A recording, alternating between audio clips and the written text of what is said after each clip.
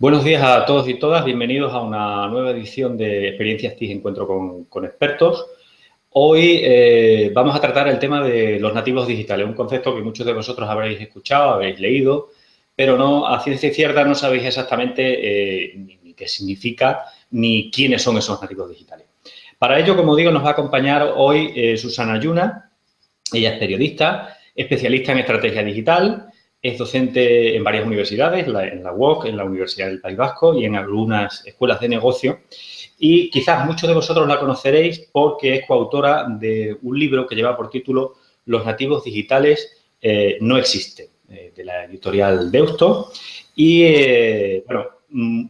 algo muy especial en esta obra y es que los derechos de autor, los beneficios los han cedido a una ONG, Ayuda en Acción, de la que luego tendremos oportunidad de que nos hable un poquito cuál es el destino final de esos beneficios. Buenos días, Susana. ¿Qué tal? Hola, ¿qué tal? Buenos días a todos.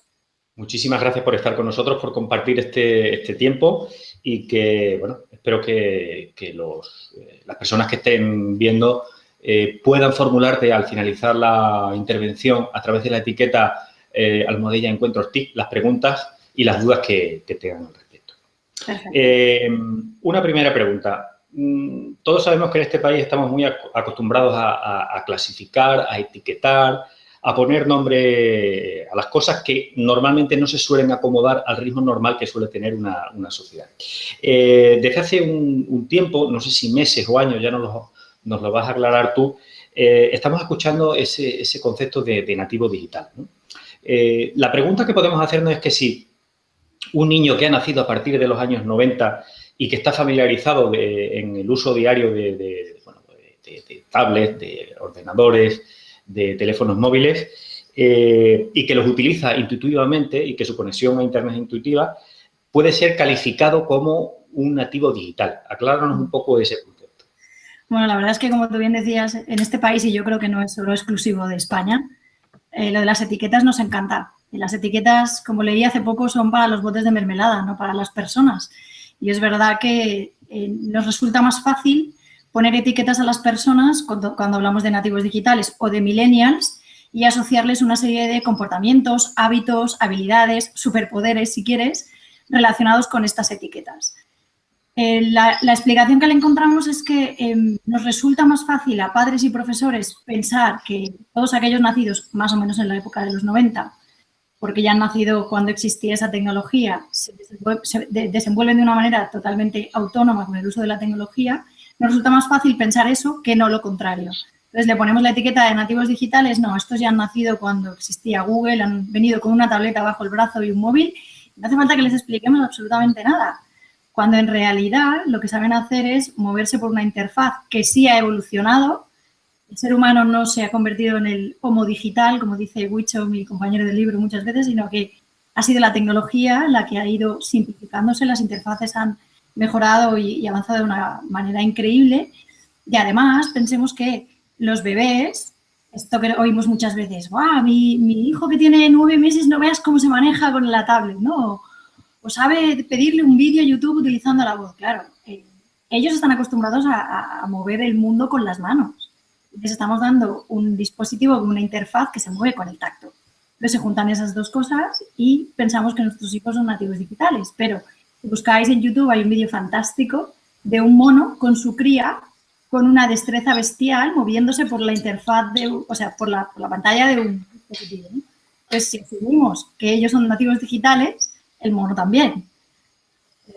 Por esto es por lo que estamos enfocados en desmitificar que todos aquellos nacidos más o menos en la era de los 90, en la época de los 90, son nativos digitales.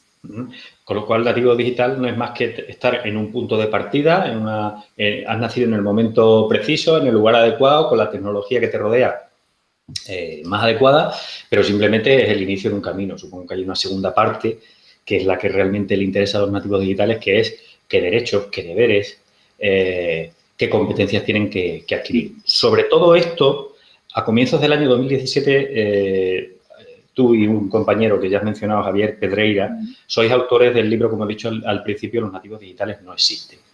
Imagino que el objetivo de este libro, entre otras cosas, será lo que estamos mencionando, ¿no? ¿Qué son? ¿A dónde se dirigen? ¿Qué formación necesitan? En fin, háblanos un poco de este libro. Exacto. Por explicaros un poco el germen del libro, digamos que el objetivo fundamental ya no es tanto una guía práctica a modo de lista de tareas, que también hay capítulos que lo recogen, sino que la idea es concienciar y sensibilizar a muchos padres que creen que tienen en casa auténticos superhéroes digitales y explicarles que nada más lejos de la realidad. En 2015 di una charla en Villena, en Alicante, convocada o organizada por una unidad de conductas adictivas, que ya esto me alarmó. Y se analizaba la relación entre los adolescentes y la tecnología, los móviles. Bueno, yo empecé a investigar sobre estos temas para poder dar la charla y ya me apareció el término nativo digital.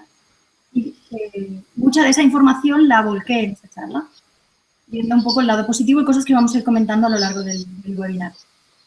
Lo curioso fue cuando terminó la charla que una madre se dirigió a todas las ponentes, que eran todas mujeres, y me preguntó en concreto a mí que estaba muy bien todo lo que hemos explicado, pero que ella tenía una hija de 17 años permanentemente enganchada a su smartphone y que no sabía cómo despegarla, qué podía hacer. Pues claro, a mí me sorprendió mucho la pregunta y lo que hice fue preguntarle a ella, ¿tu hija qué hace con el móvil? ¿En qué plataformas está? ¿Qué redes sociales tiene? ¿Por dónde se mueve? Y su respuesta vino a ser, ni lo sé ni me interesa. Yo lo que quiero saber es cómo cortar esto. Entonces, claro, eso días después me generó una alarma en el sentido de, ostras, la mayoría de los padres les están dando a sus hijos un dispositivo bestial con unas capacidades absolutamente increíbles, pero no le están dando ningún tipo de formación. Pero es más, es que tampoco tienen interés por saberlo. Entonces, buscaba esa información en la red y la hay, pero de una manera muy separada. Y sobre todo los padres a los que queremos llegar, que creen que tienen hijos nativos digitales, no son los que hacen precisamente búsquedas en la red. Entonces pensamos en montar una obra colaborativa, porque hay 16 autores, que cada uno tratara los aspectos que pensamos que necesitan conocer para sensibilizarlos y ponerlos en papel. Porque entendemos que la idea era llegar a los padres analógicos, aunque también está obviamente en digital, descargado y tal. Entonces era un poco el objetivo, ¿no? Meter en una obra todo lo que consideramos importante, nivel de competencia, sensibilización, qué está pasando en las aulas, cómo se van a insertar en el mercado laboral estos perfiles nativos digitales y todo esto meterlo dentro de un paquete, que es el libro de los nativos digitales no existe. Me gustaría que, porque no lo comentas, has dicho al principio que los beneficios de los derechos de autor de esta obra están dirigidas a la ONG Ayuda en Acción, pero a un proyecto en concreto. Si tienes oportunidad, sí. Por favor. Además, este proyecto surge como una inquietud, en este caso de dos padres, que somos Huicho y yo. Él ya con sus hijos más crecidos y digamos que ha pasado la guerra que yo estoy viviendo en casa con los míos, que luego si queréis os la cuento, que la tengo, en cuanto a protocolo de uso de la tecnología. Entonces, los dos teníamos inquietud como padres. Además, los dos estamos muy relacionados con la tecnología por nuestros trabajos y tenemos un conocimiento avanzado. Pero somos conscientes de que nuestro entorno no tiene ese conocimiento avanzado. Entonces, el libro desde el principio no nace con una inquietud económica, sino de servicio. Por lo tanto, uno de los primeros objetivos era, al mismo tiempo que montábamos la obra, encontrar una ONG, una fundación, una organización que tuviera algún tipo de relación con el tema y a la que le pudiéramos donar todos los beneficios por los derechos de autor, consensuado con los 16 autores. En este caso es Ayuda en Acción. Tiene un proyecto que se llama Makers, que lo que hace es favorecer la inclusión, favorecer el acceso a la tecnología a chavales en riesgo de exclusión social. Sobre todo con un foco muy interesante en género. En las chicas, justo cuando hablamos de jóvenes, adolescentes, chicas y tecnología, ahí hay una brecha bastante importante. Cada uno que compra el libro sabe que los derechos van aquí, aunque también está con licencia Creative Commons para que se pueda descargar y hacer lo que queráis con él. Perfecto, muy buena iniciativa. Me quedo con lo que acabas de decir, esos padres analógicos o esos padres que son expertos, pero que, sin embargo, el entorno que les rodea pues no lo es. Con lo cual, cuando hablamos de nativos digitales, hay un protagonista claro que es el de los jóvenes, propios nativos digitales en sí mismos, y ese entorno, padres y madres que con muchos o con pocos conocimientos, tienen un papel secundario, pero que es muy importante. Entonces, me gustaría conocer cuál es tu opinión o las conclusiones a las que habéis llegado sobre las competencias digitales que realmente esos padres y madres deben adquirir para, digamos, entre comillas, estar un poco a la altura de sus hijos. Es decir, no solamente saber que están utilizando un hardware, ¿no? Una tableta, un móvil, sino dónde están, en qué redes sociales, cómo las utilizan bien, ponen en peligro su seguridad, su identidad digital.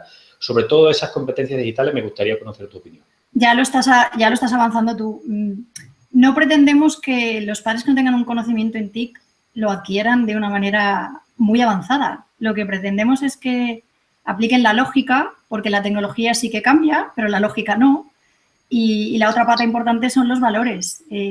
Los valores son los mismos de siempre. El respeto, la empatía, luego como padres el interés que podamos tener por nuestros hijos, todo eso no cambia aunque la tecnología avance de una manera absolutamente bestial. Entonces, primero interés de los padres por lo que existe, qué redes sociales hay, cuáles son las particularidades de cada una de las redes, qué tipo de seguridad existe, qué tipo de contenidos hay, si hay contenidos que no pueden ser apropiados. En el libro, por ejemplo, tenemos el capítulo de Ana Blázquez que habla precisamente de competencias digitales para padres y educadores. Las lista en 8 grandes áreas, pero si nos tuviéramos que centrar en las más básicas y las más fundamentales, son las 3 primeras que hacen referencia precisamente a saber utilizar un hardware, un sistema operativo básico, luego saber navegar en Internet y saber hacer 4 operaciones básicas, tener nociones de seguridad en cuanto a contraseñas. Este tipo de cosas son las básicas que pues, muchos de los padres que nos puedan estar viendo hoy tienen porque han accedido a una cuenta de correo electrónico con una contraseña segura, se han sabido conectar a una plataforma, como en este caso es un Hangout, para poder seguir esta conversación. Son competencias básicas, pero más que esa adquisición de competencias, que luego podemos ver algunos recursos en red, es sobre todo despertar el interés y la inquietud por saber dónde están sus hijos y cómo es su mundo online. Porque su mundo online va a estar. Porque ellos se encuentran cómodos en este mundo digital. Sus relaciones, muchos padres nos dicen, es que, claro, antes, las típicas comparaciones, ¿no? Cuando nosotros éramos jóvenes estábamos sentados en los bancos de los parques charlando con los amigos, ¿no? Muchas veces, muchos de los autores del libro les decimos, ahora están a veces juntos, pero luego muchas otras veces está cada uno en el sofá de su casa manteniendo esa misma relación a través de la tecnología. Y ese sentimiento de pertenencia para los adolescentes es muy importante. No caparlo, no cerrarlo, pero sí establecer con ellos protocolos de uso. Para poder establecer protocolos de uso es necesario que sepamos, como padres, cómo funciona la mensajería instantánea, cuáles son los peligros, cuáles son las ventajas, cuáles son las redes sociales que tienen más interés entre los chavales, qué pasa con esos mensajes directos que hay en Instagram, qué pasa en Snapchat con las capturas y las fotos. Este tipo de cosas que aseguro que muchos de los padres de mi entorno no conocen. Y muchos de los padres a los que hemos ido a dar charlas en colegios. Muchos de los compañeros que están en los centros y que te están escuchando ahora, pues tienen una idea muy aproximada de lo que cuentas porque los talleres de seguridad en la red que imparten, pues saben que ese elemento de la lógica, del sentido común, de moverse en un entorno seguro es fundamental a la hora de manejarse con las tecnologías de la información y la comunicación. La segunda o la otra parte la otra cara de la moneda es la de los propios jóvenes, la de los propios nativos digitales, que es cierto que dominan con un elemento intuitivo todos los aparatos que llegan a sus manos, pero es cierto que tienen muchas carencias, no solamente en temas de seguridad y tal, ¿no? ¿De qué forma crees tú que es la mejor manera de que esos jóvenes primero identifiquen que tienen carencias, que creo que es el primer paso, y una vez identificada, ¿de qué forma pueden suplirlas? Nosotros siempre hablamos de 4 grandes carencias que les explicamos a los padres, sobre todo para que sean conscientes ellos y sus hijos de que las tienen. Una carencia, ya lo has nombrado tú, es el tema de la seguridad. Nos asombra la facilidad con la que cuando se hacen muy amigos de alguien o se enamoran, ceden sus contraseñas o se quedan sin datos en el móvil y quieren subir una foto a Instagram y entonces le dicen, no, espera, te doy mis credenciales, te doy mi password y ya las subes tú, si eso. Luego se enfadan, Esas contraseñas quedan completamente al aire y ocurre lo que ocurre, ¿no? Casos que hemos escuchado de diferentes problemáticas. Entonces, es muy importante que les expliquemos que ahora mismo su puerta de entrada a su identidad digital son sus contraseñas y que es importantísimo que lo sepan. Y es una carencia gravísima que tienen en cuanto a ser conscientes de la importancia de sus contraseñas. Es una. En cuanto a legalidad, la que siempre destacamos es no tienen conocimiento ni los adolescentes ni sus padres de derechos y deberes básicos en Internet. Muchísimos se asombran cuando explicamos que si uno de nuestros hijos menor sube una foto a una red social de un amigo o amiga menor, está cometiendo un delito. No lo saben. Hace poco salía en La Voz de Galicia, creo que era, que el 70% de los menores no piden permiso a sus amigos para subir una foto a una red. A mí el 70% me parece poco. Sí. Que hablemos con ellos y les expliquemos, mira, tú eres menor, nosotros como padres somos responsables de tu imagen, pero no podemos hacernos responsables de la imagen de tus amigos. Entonces, cuando vayas a subir una foto, tendrás que preguntarles a sus padres si puedes subirla. Como no lo vas a hacer y se va a dar, no la subas. Hay muchísimos temas que parecen muy sencillos, pero que son muy sensibles en cuanto a legalidad. La tercera es que consideramos muy importante es la reputación. No son conscientes del rastro, de la huella, de todo lo que están haciendo en la red, que después, en un futuro empleable, que en el caso de mis hijos, por ejemplo, estamos hablando dentro de 10 años, toda esta huella digital va a tener un impacto directo en su empleabilidad. Entonces, igual que muchas veces les explico a los padres, ¿verdad que no pondrías una foto en las parolas o en el ascensor de tus hijos, en el baño, haciendo morritos y porque te matan? Vale, pues no podemos permitir que nuestros hijos suban a la red fotos que pongan su propia imagen. Hay un tema de reputación, no son conscientes. A veces les explicas que cuando tú mandas una foto a alguien a su dispositivo, esto pasa por un servidor, entran en pánico porque piensan que va de un móvil al otro. Realmente no saben lo que es Internet. Pero hacen cosas totalmente insensatas por el propio desconocimiento. Y la última que nos parece muy importante es la selección de contenidos. Hace poco el gobierno balear publicaba un estudio que decía que el 33% de los chavales que habían participado en el estudio no sabía diferenciar cuando una información encontrada en Internet era fiable o no. ¿Cuántos padres, cuando nuestros hijos hacen una pregunta, les dicen, bueno, Google, y se quedan con el primer resultado? Pero como padres y como profes, es necesario que les expliquemos que se cuestione el pensamiento crítico de toda la vida. Porque ese primer resultado, quién está detrás de ese resultado, tiene la suficiente autoridad, porque te lo crees. Entonces, estas 4 carencias, legalidad, seguridad, reputación y selección de contenidos, las hemos constatado en muchos de los jóvenes y también en muchos de los autores que participan en el libro. La segunda parte sería, ¿y esto cómo lo arreglamos? ¿No? Esto como padres y como chavales, ¿cómo lo arreglamos? Bueno, pues primero como padres conociendo cuáles son estas carencias, intentando informarnos nosotros, como padres y como profes, y hacer caso común, básicamente. Hay un par de recursos en la red muy interesantes sobre cuál es nuestro conocimiento y cuál es el conocimiento de nuestros hijos. Hay un recurso muy chulo, vamos a intentar verlo, a ver, hoy os voy a compartir la pantalla. Perfecto. Vamos a intentar ver. ¿Verdad que tenemos un índice que mide, digamos, vamos a ver, vamos allá. ¿Lo veis?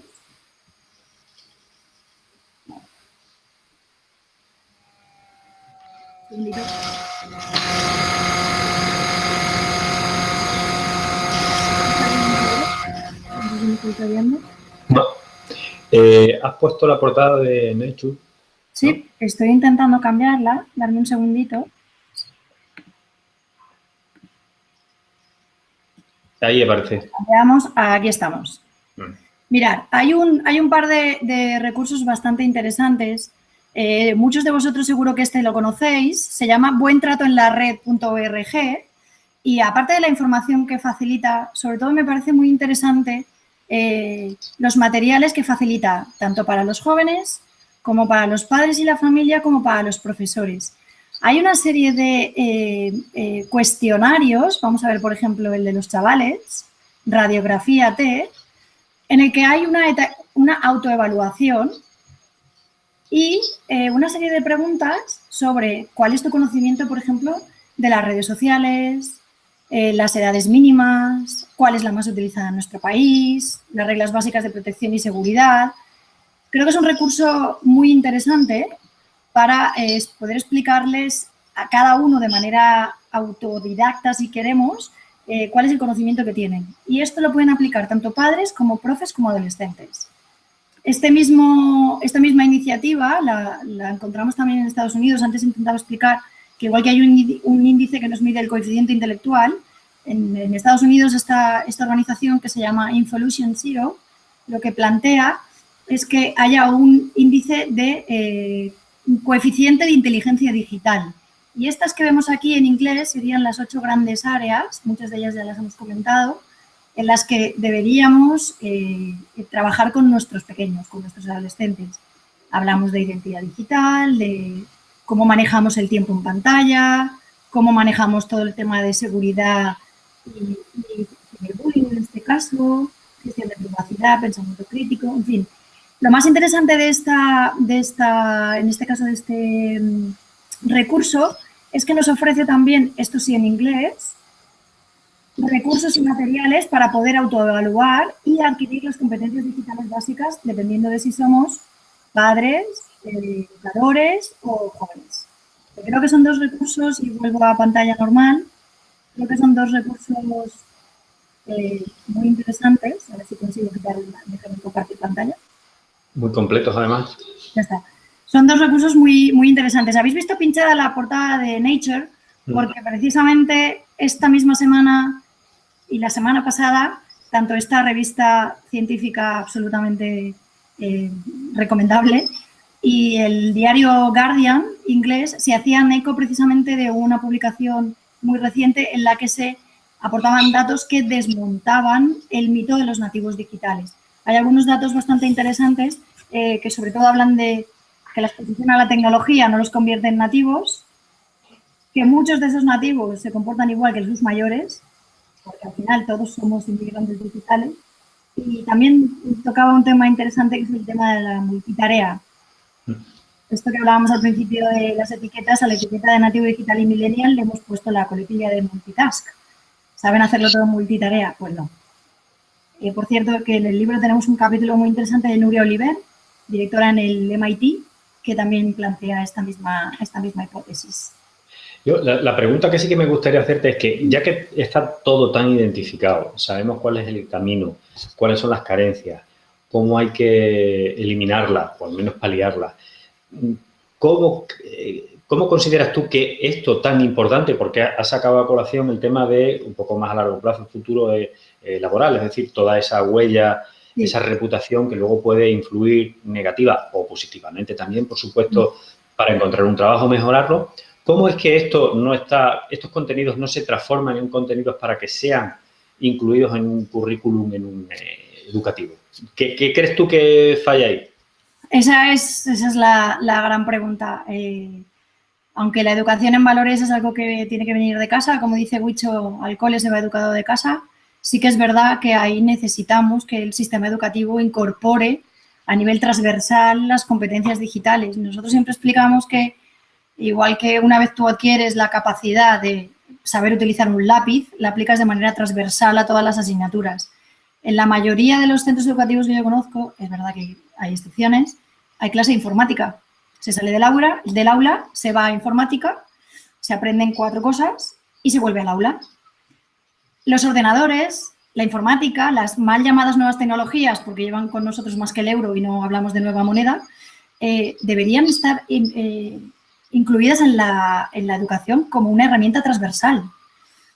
Es verdad que estamos acostumbrados a ver esa foto de políticos con los iPads que digitalizan, pero es verdad también que es importante que se dediquen recursos a formar al profesorado para que sepa incluir las TIC y estos recursos a través de la tecnología dentro de las aulas. Y la verdad es que esto de momento no está ocurriendo. Entonces, ahí hay un trabajo muy importante de implantación en el sistema educativo. En el libro tenemos 2 capítulos que tratan este tema. La verdad es que no de una manera muy optimista, porque la realidad es la que es, pero sí que creemos que nosotros como padres al menos sí que tenemos esa obligación de educar en lo mínimo que podamos, sobre todo en valores, utilizando la tecnología, para que vayan educados de casa al instituto, ¿no? Hay un debate muy interesante que surge, por lo menos en mi comunidad, en la valenciana, y en otras también, sobre si los adolescentes deberían llevar el smartphone o no al instituto. La mayoría de los que yo conozco hay un rechazo frontal y no se puede utilizar el smartphone en clase. Pensamos que si los padres educamos a los hijos en un protocolo de utilización de tecnología en casa, están claros los horarios, los usos, los sitios, ¿no enriquecería más una clase en la que se puede buscar información en tiempo real en los dispositivos, además en el de cada alumno, y lanzar retos o sumar a la clase para que ésta sea mucho más rica? Obviamente no estamos en ese punto porque hay una evidente problemática de lo que es el protocolo de uso de los smartphones en cualquier situación. Imagínate llevado a clase y un solo profesor que tenga 25 alumnos. La bomba. Un problema muy complejo. Además que parece que quieren solucionarlo solo con aparatos, es decir, una pantalla digital y una sala con ordenadores, pero no es esa la cuestión. Sería mucho más interesante que se capacitara en competencias digitales al profesorado y luego se incorporara la tecnología, ojalá fuera de manera paralela, pero quizás es más interesante que esa inversión que se hace en hardware se hiciera realmente en formación para profesores que no tienen acceso, a no ser que sea de una manera totalmente autodidacta. Uno de los autores del libro se llama Jordi Martí, tiene un blog fantástico que se llama Xarxatic, donde comparte un montón de recursos para profesores para incorporarlos en el aula. Y él cuenta en su capítulo del libro que encuentra más rechazo en el claustro a la hora de implementar ese STIC que su propio entorno de los alumnos. De todas formas, se deja recaer mucho en los hombros del profesorado, que tiene que ser autodidacta, que se forme y que luego vierta esos conocimientos, pero no es así, ¿no? No, debería contar con la ayuda de la administración, claro. Efectivamente. De todo lo dicho, yo me quedo con el tema de las redes sociales. ¿Tú crees que ese es el punto crucial, la prueba definitiva, la prueba del 9 de que los nativos digitales deben ser conscientes que su mal uso puede acarrear muchos problemas? Es el meollo central, ¿no? Porque es lo que más están acostumbrados a utilizar. Si lo pensamos en el corto plazo y en lo que es más mediático, si quieres, sí. Hay casos muy recientes, por ejemplo, el futbolista Dani Ceballos, que lo ha fichado hace poco el Real Madrid, ha tenido un pie fuera por unos tuits en los que se metía, en este caso, en los que alababa al Barça. Y entonces, digamos que no veían con muy buenos ojos que alguien que era querido por el Real Madrid alabara al Barça. Pero también tenía tuits metiéndose con los catalanes, en plan xenófobo, ¿sabes? Entonces, no es consciente de esto que pone en su cuenta de Twitter de manera alegre, ¿qué impacto puede tener? Hay un caso más grave que es el de Sergi Guardiola, que se truncó su fichaje por el Barça precisamente por el mismo motivo. O sea, a nivel mediático sí que es verdad que todo lo que vuelcan en redes sociales tiene un impacto muy directo o puede tener un impacto muy directo en lo que les ocurre o cuando se sube alguna foto indecente, tal.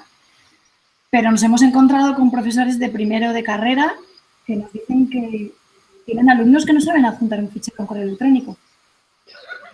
Pero sí saben poner otro tipo de... Tal cual. Entonces, sí, las redes sociales, el uso de las redes sociales a nivel de seguridad, reputación, legalidad, sí, mucho foco ahí, porque están muy expuestos, pero ojo con las competencias digitales básicas, que no puede ser que no entregues un trabajo a tiempo a tu profesora porque no sabes adjuntar en el email. O sea, sí que es verdad que lo de las redes sociales, sobre todo ahí lo que les decimos a los padres es, no hace falta que seas usuario activo de las redes sociales, pero si tus hijos están en Twitter, Instagram, Snapchat, bájate la aplicación al móvil, créate una cuenta, trastea, ¿qué tipo de contenido hay?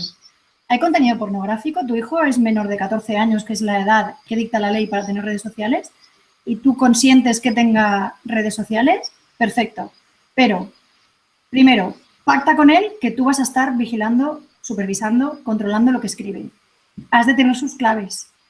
Y averigua como padre qué ocurre ahí dentro. Decimos muchas veces, cuando se van de granja a escuela, cuando se van de acampada, vamos a las reuniones los padres y preguntamos hasta por la licencia del conductor. cuando salen a la calle de chiquitines con nosotros, les explicamos el código de semáforos, que no se cruza, que no se habla con desconocidos. Pero luego llega comunión final de curso y menores de 14, 13, 12, me da igual la edad, reciben un dispositivo como un regalazo.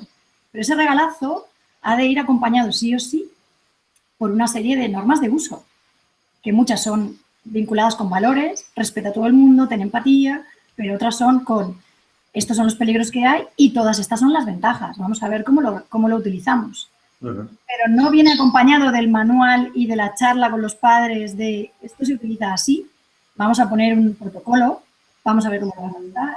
Pues claro, luego nos encontramos con mamás, como la que yo me encontré en Villena, que me dice que no sabe cómo separar a su hija del teléfono. Entonces, igual es que esto tenemos que hacerlo un poco antes, ¿no? De todas formas, tenemos una imagen muy clara de... yo también lo he hecho, seguro que lo ha hecho casi todo el mundo que tiene niños y que han sido pequeños, para que te dejen un poco en paz porque estás haciendo otra cosa, pues le sueltas una tablet, un móvil con unos dibujos. Yo creo que ahí es donde se empieza a cimentar el tema de que es un elemento que te lo doy para que, en fin, no hagas un uso correcto y adecuado. Enrique Dans, que tenemos la suerte de que nos prologue el libro, lo llama apagaños. Y la verdad es que es tan gráfico como real, ¿no? Necesitamos terminar un informe, tenemos trabajo en casa, estamos en una sobremesa con unos amigos y les damos el móvil, la tablet con contenidos. Claro, luego, si esto se convierte en una práctica natural, va a ser muy difícil que tú gestiones un protocolo de uso de tecnología. Si yo, que me dedico a esto, hay veces que estoy a 3 bandas casi, con la tablet, el ordenador, el móvil, viendo varias cosas y hemos establecido en casa, y os cuento mi caso, que hay una pauta de hasta tal hora, y que son las 10 en mi casa en invierno, ahora en verano nos lo hemos saltado todo. No se utiliza, a veces son mis hijos los que vienen y me dicen, mamá, son las 10, y estás con el iPhone, y estás con el smartphone y estás con la tablet. Las normas son para todos, ¿no? Para todos, exactamente. Por ejemplo, en casa, a la hora de comer y a la hora de cenar, que es un momento de familia, los smartphones no están en la mesa, ni cerca.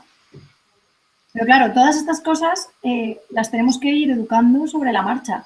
Si es hacemos lo que queramos, estamos los 4 sentados en la mesa, cada uno con su móvil, pues luego es muy difícil trasladar este tipo de comportamientos que ya vienen muy viciados a una clase, por ejemplo, y ahí es donde surgen muchos problemas. Claro, hay que ir incorporando eso de forma lo más resolutiva posible a la vida diaria, eso es cierto. Sí.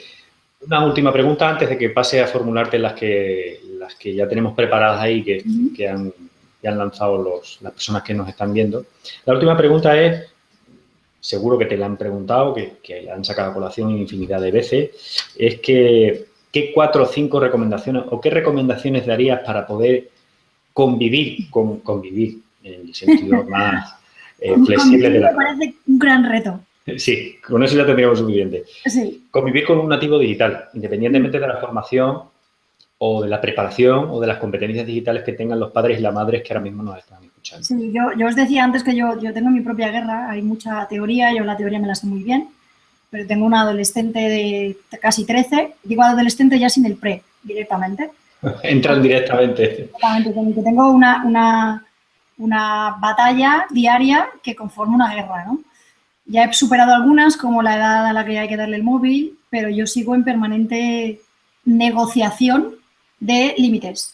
Entonces, ¿cómo hacemos la convivencia con un nativo digital, con muchísimas comillas, de una manera más sencilla? Bueno, pues desde mi experiencia y con total humildad, sobre todo interesarnos por lo que a ellos les interesa.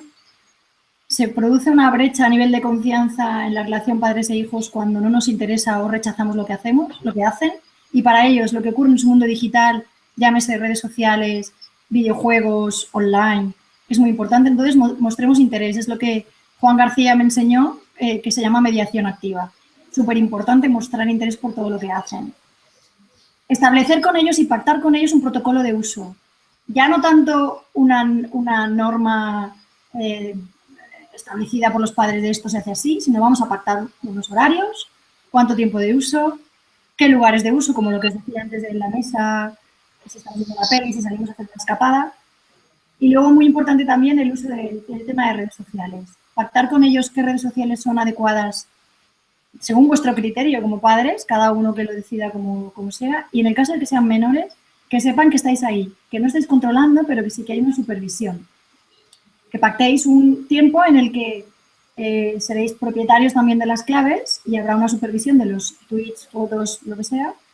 Pero eso tiene que ser sí o sí. Que ellos sientan que están acompañados, no vigilados ni controlados, porque entonces buscarán, como hemos hecho todos, vías alternativas. Luego también me gustaría que se les animara a crear una identidad digital positiva. Se habla muchísimo cuando hablamos del tema de Internet, de todos los peligros, del ciberbullying, todo esto, ¿no? Muchas veces para que la gente salga de ese discurso les preguntamos, o les decimos, todos tenemos miedo de que nuestros hijos sean víctimas de un ciberacoso, pero ¿y si tienes el acoso en casa? ¿No lo sabes? Un poco para darle la vuelta a esto, ¿no?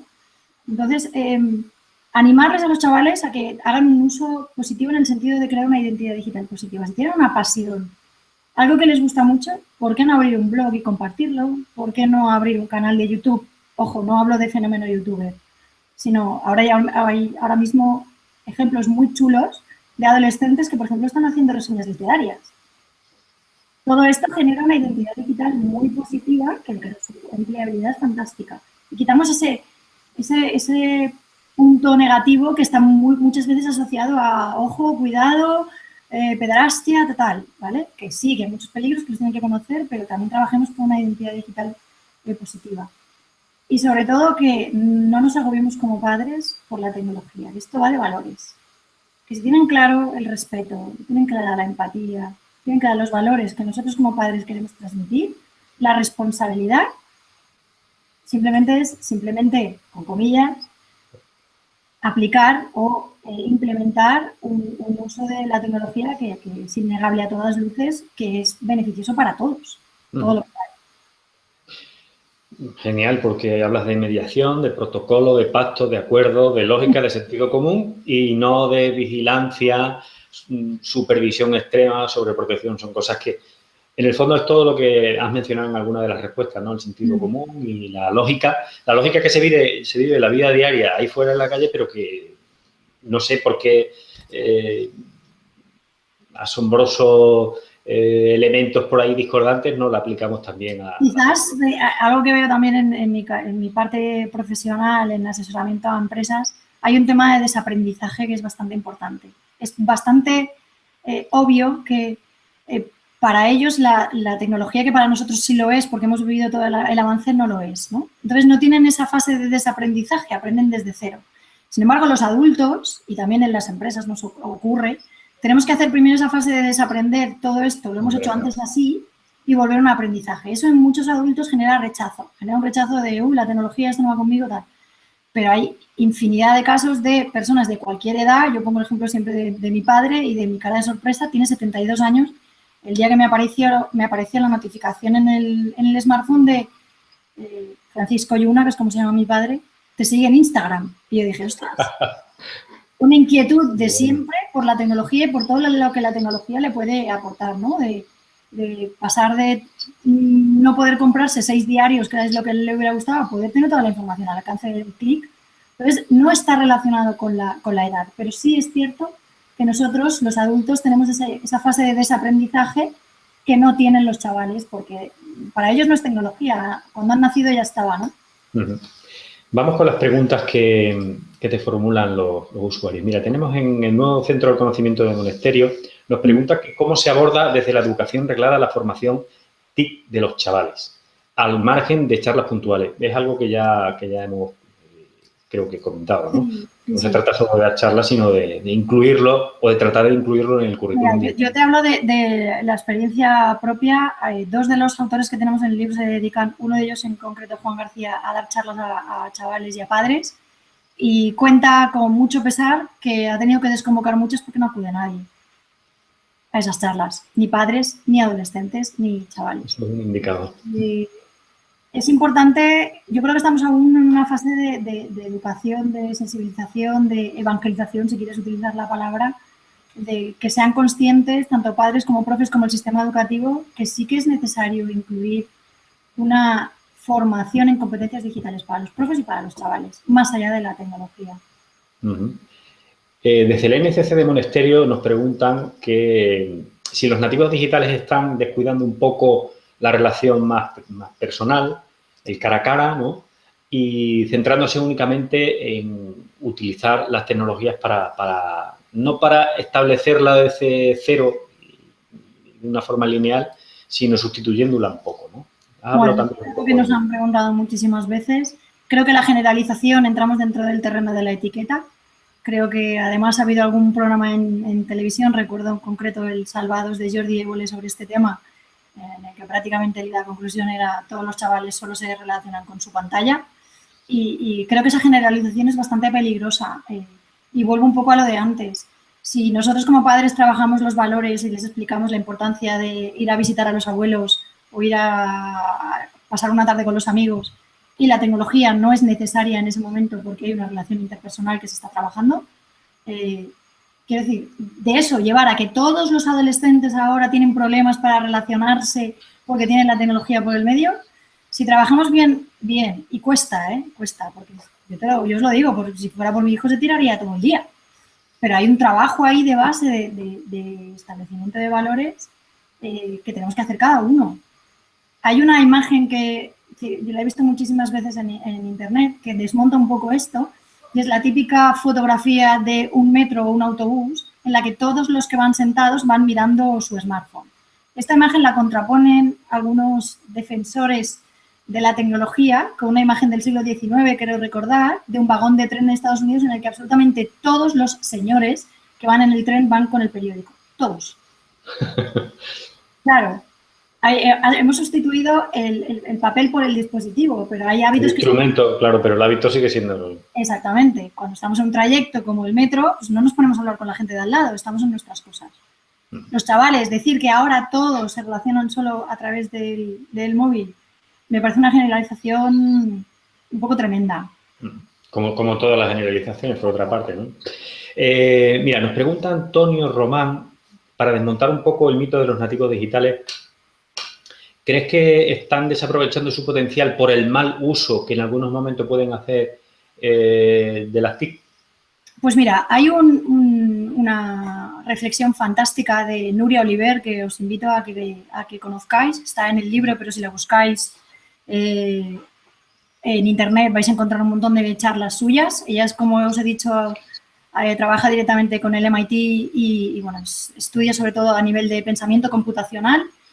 Ella habla de una manera muy interesante de que las redes sociales, muchas cosas de las que ocurren dentro de los smartphones están relacionadas con un estímulo de corto plazo. Y esto sí que nos puede provocar cierto enganche, por decirlo de alguna manera.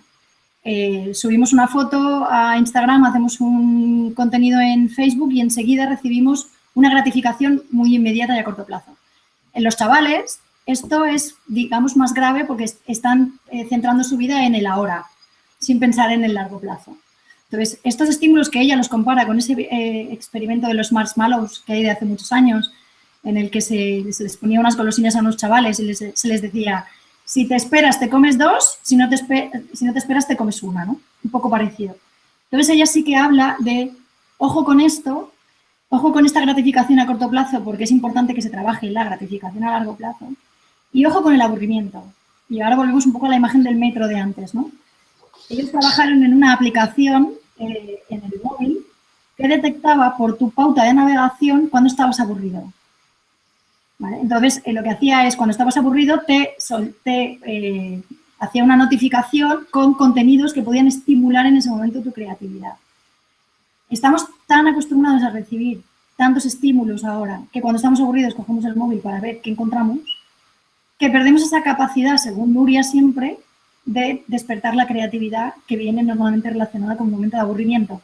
Entonces, es interesante también que, desde el punto de vista de Nuria, se fomenten espacios en los que no haya conexión, que haya aburrimiento, porque eso desencadenará procesos más creativos. Entonces, la recomendación aquí sería buscar espacios, buscar momentos, buscar periodos a lo largo del día en los que haya una desconexión total, para que puedan desarrollar otro tipo de habilidades que no vengan directamente mediatizadas por la tecnología. El aburrimiento tan necesario que muchos niños y muchos mayores todavía no conocen y que es fundamental. y que es fantástico estar tumbado mirando al techo y aburrirse, no pasa nada.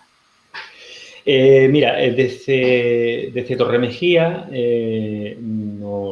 junto con Herbac, puede ser una pregunta que podemos unir, nos hablan del regalo, lo has mencionado tú, ¿no? El regalo en una comunión o cualquier otro evento así de celebración que se regala un teléfono, un smartphone. ¿Cuál crees tú que es la edad ideal? Si es que hay edades ideales, pero bueno, seguro que hay un entorno de edad más aconsejable para que un niño o una niña tengan un smartphone o una tablet.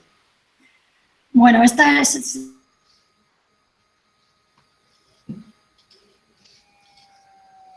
este tipo de pregunta. ¿Me perdéis? ¿Me veis bien, no? Ahora, te hemos recuperado. Vale, Sí, vale, vale. Estaba mirando a ver qué pasaba con la red. Bueno, pues solemos plantear 3 escenarios. Un escenario sería el cuanto más tarde mejor. Y si nos cogemos a lo que han dicho durante mucho tiempo algunos grandes gurús de la tecnología, como Steve Jobs, por ejemplo, que siempre se ha dicho que hasta los 7 años sus hijos la tecnología ni la olían, seguro que tenía sus razones y quiero pensar que estaban vinculadas con valores. ¿Quieres pensarlo? Quiero pensar, sí. Hay algunos que dicen cuanto más tarde mejor. Hay otra segunda corriente que es desde que se lo pueda llevar a la boca. Aquí, por ejemplo, estaría Enrique Dans. Nosotros, cuando digo nosotros, Huicho y yo, y algunos de los autores con los que hemos tenido más charlas, abogamos por él, depende. Esto quiere decir, si, smartphone sí, por supuesto, nosotros creemos que cuanto antes mejor, pero hay un condicionante muy importante que es, si tú vas a estar sentado en la sala o en la cocina, al lado de tu hijo, da igual la edad que tenga, 2, 3, 4, 5 años, me da igual, acompañando su navegación, explicándole por qué estos contenidos sí, por qué estos contenidos no. ¿Qué pasa cuando te salta un banner en el que hay una imagen que como niño no comprendes, es una imagen de contenido sexual? ¿Qué pasa si clicas? Esto es un acompañamiento. Si tú como padre vas a estar sentado y acompañando a tu hijo cuando navegue, cuando quieras. Si le vas a dar el smartphone sin ningún tipo de supervisión desde que tiene 2, 3, 17, me da igual, y no le vas a explicar nada, lo sueltas y ya está. Exactamente. Aquí entran en juego, por ejemplo, los famosos controles parentales, que muchos padres nos lo han preguntado en las charlas. Y decimos, controles parentales en casa. Y cuando van a casa de los abuelos o casa de los amigos, se van a saltar absolutamente todas las puertas que te hayas querido poner a este campo. ¿No será mejor que le expliques por qué este contenido sí y por qué no? ¿Qué pasa si pinchas aquí? Y si pinchas, explícale que es un contenido que no es apropiado para su edad y por qué. Entonces, estamos educando y acompañando para que sean autónomos y para que se conviertan en, si quieres, ciudadanos digitales, ¿no? Pues, Susana, se nos acaba el tiempo. Susana Ayuna, periodista, especialista en estrategia digital, docente en universidades como la UOC y la Universidad del País Vasco y en Escuela de Negocios. Importante, coautora del libro Los nativos digitales no existen, de Editorial Deusto. Muchísimas gracias por habernos acompañado durante este tiempo. Muy interesante todo lo que nos has contado. Y, bueno, pues te seguimos en la red para seguir aprendiendo. Muchas gracias. Muchas gracias a vosotros. Ha sido un placer y bueno, os invito a que sigamos conversando, si queréis, en Twitter, en LinkedIn o donde queráis. Muchas gracias. Y muchas gracias a los que nos habéis escuchado y habéis dedicado vuestro tiempo para aprender. Un saludo para todos.